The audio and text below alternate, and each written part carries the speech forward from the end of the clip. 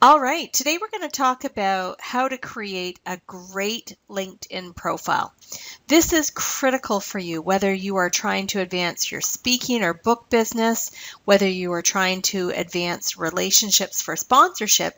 It's critical to have a LinkedIn profile that is complete, that uses keywords, and that has information that potential prospects are going to want to see. So we're on My LinkedIn, and you're going to see up here, it says, this is what your profile looks like to connections. Now you can change that to this is what your profile looks like to the public. You'll see that's a little bit different. So this is what you would see if we were not connected on LinkedIn. So we're just going to use this view for now. It's really what we need.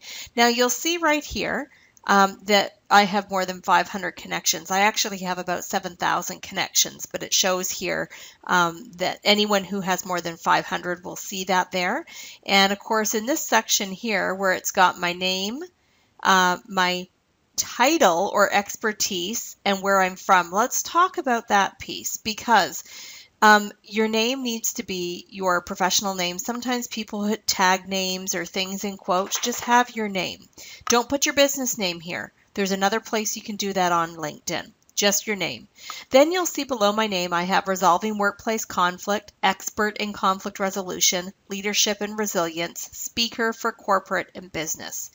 Now, a lot of people make a big mistake here. They put for their title, professional speaker or author. Now let's think about it. If you wanted to find you on the internet and you didn't know anything about you, you are not going to type in, I'm looking for an author or I'm looking for a professional speaker. You would say, I'm looking for an author in professional development books. I'm looking for a bestseller, Professional Development Books Canada. If you're looking for a professional speaker, you would probably type in public speaker conflict resolution Canada or public speaker leadership San Diego. You're going to narrow your search down. These are called keywords, and that's what you want in your title, what people would use to search you. Now, here's an interesting tip. I wanted to know what would people use to search me, because what I thought they might use was actually not what they use at all. How did I know this? I reached out to 15 clients that have hired me more than once, and I asked them, if you were going to hire me, didn't know me at all, what would you punch into Google, into the search engine, to find someone just like me or to find me? They told me what the keywords were.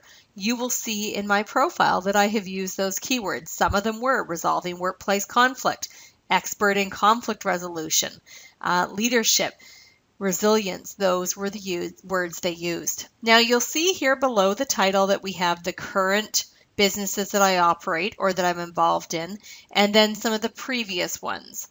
And then of course education. It doesn't list all of them. It lists your one education. I have 3 universities I attended and 2 colleges, but it just lists the one for my master's degree credentials. Then you'll see here 64 people have recommended Charmaine. This is really important. Do not send out that little will you recommend me email on LinkedIn. How you get recommendations are by people actually wanting to recommend you. You do great work and they recommend you, but they don't usually think of doing that unless you help them. So you can send them a nice personal email asking them to recommend you. These recommendations matter. When people are looking for speakers, when people are looking for someone to sponsor, they want to see their credibility, and that's where they go. And then, of course, you can list all your different websites here. We have 3 that we've listed there. I can certainly list more. Now, you'll see the next section is published by Charmaine. And if we click on the see more, you can see actually all of the articles. These are not typical posts. These are all articles that you can see. You can see here how many people read it, how many people liked it. Really important to have a graphic. People keep reading these long after the fact. This one was from 2014. We've had 650 people read it. Some of them are recent readers. This one here on resilience, 952 readers. Now this is different than a post. I'll show you that in a moment. This is called an article. Now, if we go back on our screen here, You want to post articles. This is what helps you build your credibility.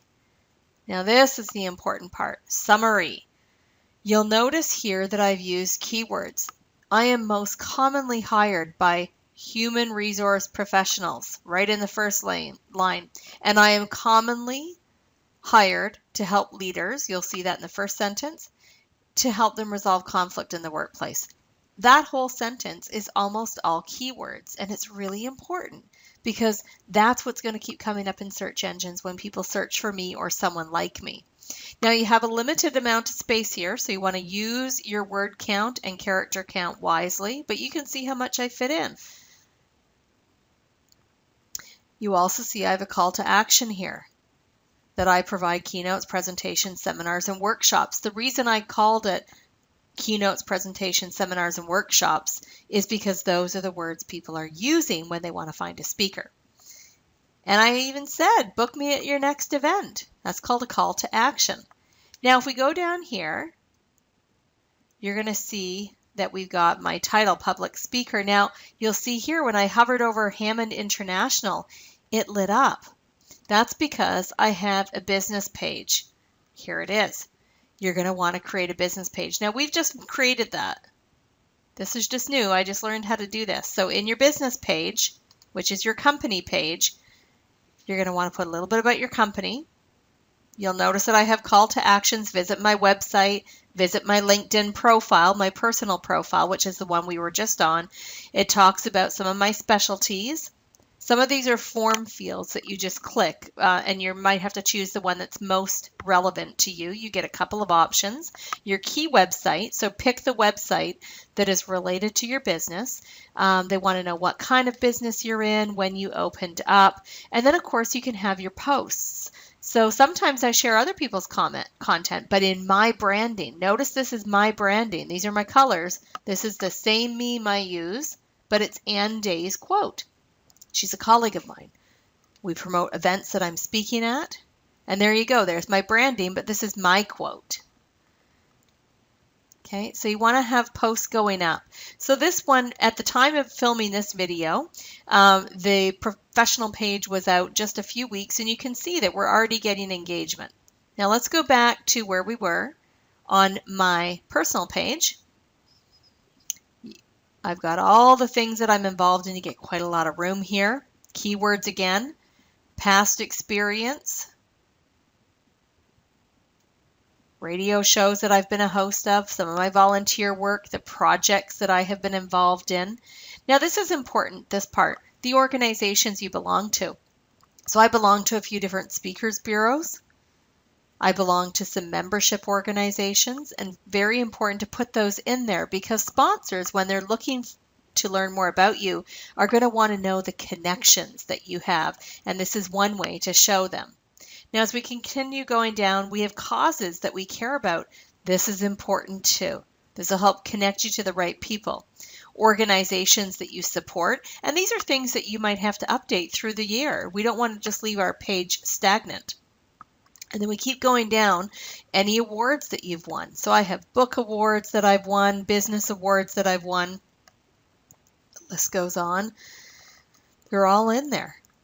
And then skills. These are forms that you check off, and people can endorse you for these. This is different than a recommendation.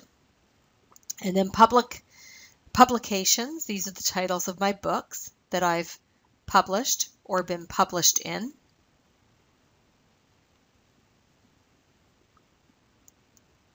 And then your education, you saw some of that up in my introductory statement. And then recommendations. So where you saw that I had 60 some odd recommendations, here's where it shows you 2 on this field, and then it says sign up or open your LinkedIn profile to look at those. That is what you want to have on LinkedIn profile. A picture that is recognizable, not a picture at a party, not a picture with a group of people, a picture that's a headshot that becomes recognizable. This is a picture that I use on my Google account and my social media, so people get to know what I look like. If you change your hair a lot, if you change your style a lot, you want to keep your profile up to date. Here's why. We've had a lot of sponsors actually go on our LinkedIn profile that never visited our website. And I know that because LinkedIn sends me a message for me to see who has been on my profile. So if we want to go back to how the connections view this, you'll notice it looks a little bit different, but it's all the same information. Now I wanted to go back to this screen because this also shows you what I've posted some videos. This is a video here. Letters of reference. Those are letters of reference, several of hundreds and hundreds that I have. Different magazines that I've been published in. Again, video links, media links. Testimonial videos, that's a testimonial video. Some of the causes that I care about, my philanthropy work, those are media. You can put a link in there in description. And I update that all the time. So as I get letters of reference, I continue adding them. Really easy to update your profile. Use mine as an example. Here's where you can see all those recommendations that I had. What's great is when they're doing these recommendations in LinkedIn, it automatically shows their photo and their title. And it goes on to show all the different connections I have, the different groups that I belong to. You can go in and search groups. We'll do that in another video, but the groups that you belong to is important. And then the influencers that you follow. These are a few of the many influencers I follow. And then the companies that I follow. Some of these are sponsors or sponsors that you may want to have.